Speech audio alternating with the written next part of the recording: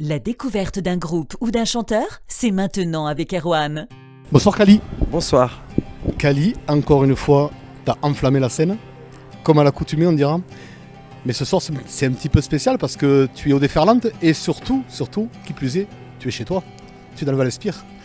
Comment est-ce que tu as vécu l'information et surtout ce soir quand tu as déboulé sur scène? Oh, il y a eu plusieurs étapes. Il y a la première où on est derrière, on n'a pas pu faire de balance parce qu'il y avait le vent et tout ça. Donc on s'est dit on y va à la punk, quoi, on y va tranquille. Mais ce qui était très beau, c'est que j'ai pu assister peut-être pour la première fois à l'entrée du public, c'est-à-dire les gens qui courent et qui s'agglutinent devant la scène. Waouh, quel moment fort. Pour moi, je crois que c'est le moment le plus fort. Après, c'était génial parce que les gens étaient là et puis depuis tout ce temps, l'an prochain, on fête les 20 ans de mon premier album, L'amour parfait, avec C'est quand le bonheur, les Maddy, tout ça.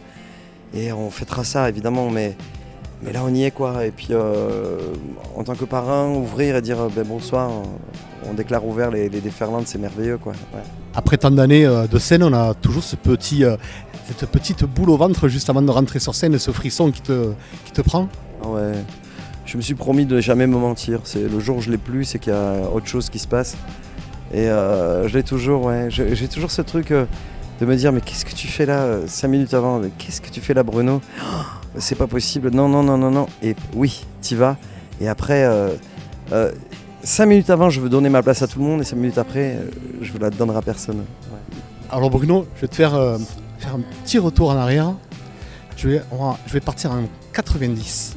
Puisque c'est là où je t'ai connu, dans les années 95, où à l'époque il y avait Indie, il y avait Tom Scarlett, il y avait Indigo au niveau orchestre, il y avait Lithium, Indigo serré. Et moi je me souviens de le soir, Bruno, où j'étais à Fenouillet. Tu t'en souviens de Fenouillet? Fenouillet, mais c'était dingue. La pluie? Ouais, alors pour le coup, le premier morceau que tu as chanté, tu étais avec Lithium, il me semble, et tu as chanté Where the Streets Have No Name de U2. Ouais, alors c'est assez troublant parce que c'est des moments tellement forts pour moi. Il faut s'imaginer que j'ai arpenté les Fenouillets avec Indigo, avec Lithium, des grands musiciens. Hein. Et on s'est marré et on faisait les morceaux qui nous plaisaient. Et les morceaux qui nous plaisaient, c'était ça. C'était Simple Minds qui joue ce soir, c'était U2, c'était tout ça. Et ma vie a fait que j'ai pu croiser ces gens-là et être avec eux, quoi. Donc à l'époque, je ne le savais pas. Et aujourd'hui, franchement, j'y pense vraiment souvent, en fait. Ouais, mais ça reste tout le temps. C'est-à-dire que je pense que c'est les plus beaux moments. C'est-à-dire que même le plus beau moment de ma vie de musicien, c'est la première fois où on m'emmène un instrument électrique. C'est une basse, il y a une corde, et j'ai la branche, ça fait et je me sens vivre.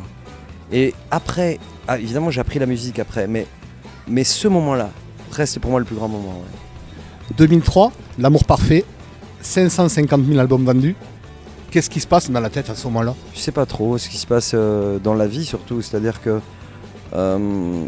les amis proches restent très proches. Et puis il y a des choses un peu plus compliquées parce que on doit assouvir des. Enfin, on doit être là pour des promos, pour des concerts, tout ça. Mais je le fais avec une joie énorme, beaucoup. Et j'ai surtout eu la chance pendant les 2 premiers albums d'avoir mes amis d'enfance, enfin en tout cas de bal et tout ça qui étaient avec moi sur la route. Donc ça a été beaucoup plus facile pour moi. Mais évidemment tout est compliqué, mais tout est beau. Parce que voir le monde entier, j'ai vu le monde entier grâce à ça. Et je pense que j'avais pas les capacités, on va dire, j'ai pas fait des études, enfin j'ai eu le bac, tout ça, mais l'idée n'était pas de voyager plus que ça. Là oui, j'ai voyagé. Mais alors, je vais te dire un truc, c'est que je me souviens sur la place de Vernay-les-Bains, il est 5h du matin, je suis avec un ami avec Michel, qui me dit je vais être pompier. Tu sais quand on se dit qu'est-ce qu'on fera quand on sera grand. Et lui me dit je vais être pompier. Et il est pompier professionnel. Et il est tellement heureux. Il prend des risques, hein, mais il voulait être pompier. Et moi je me souviens exactement lui avoir dit je sais pas, moi je veux être troubadour et avoir plein d'enfants. J'ai 4 enfants et je suis troubadour. Voilà. Et ça me touche. On est en 2022, nouvel album, ces jours qu'on a presque oubliés. Alors du coup, influence, qu'est-ce qui se passe dans cet album concrètement? Il se passe il se passe Julien Lebar qui est avec moi au studio et je lui dis, tu sais, là en ce moment, j'écoute beaucoup Johnny Cash, j'écoute beaucoup Springsteen, Nebraska, j'écoute beaucoup Dylan, les premiers Dylan et tout ça. Et j'ai pas envie de faire semblant, j'écoute ça et j'ai envie de... Et on a mis le micro à me mettre, j'ai pris l'harmonica, j'ai demandé au violoniste et Waterboy, Steve Wickham, de venir. Et une prise, et on a fait un album très, très acoustique et très organique. Et c'est ce que je voulais. Et en fait, les mots, on les invente pas. Ils arrivent. Mais ils arrivent pourquoi ? Parce qu'il t'arrive une séparation, il t'arrive quelque chose. Et les mots qui sont arrivés sont vraiment quelque chose de pour moi, peut-être le plus proche de ce que j'ai vécu de toute ma vie. Voilà. Dernière question, Bruno. Tu pars sur une île déserte, tu auras un objet à emporter ou un album ? Un objet, un album. Un objet ou un album, je veux. Un album, c'est compliqué, mais je dirais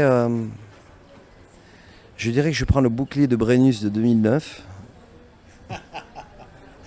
et j'y colle, l'album dessus. Je colle l'album This Is the City Waterboys, Unforgettable de U2, Unforgettable Fire de U2, New Gold Dream de Simple Minds et Nebraska de Springsteen.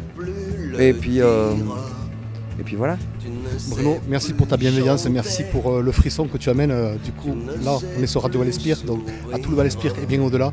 Je vous embrasse fort et puis je tiens vraiment à venir faire un truc, si tu veux, chez toi avec ma guitare, juste pour vous montrer des nouvelles chansons. Et je le ferai que pour le Val-Espire, voilà. Écoute, c'est avec plaisir. Ce soir-là, voilà. Merci Bruno. Merci beaucoup, merci.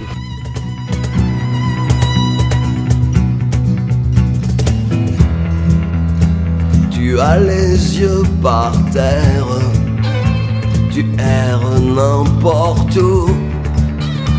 T'étais comme un grand frère, c'était toi le plus fou.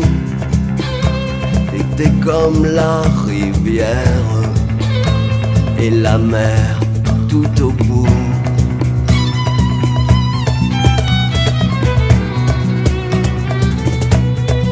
Lâche pas, lâche pas, lâche pas, lâche pas.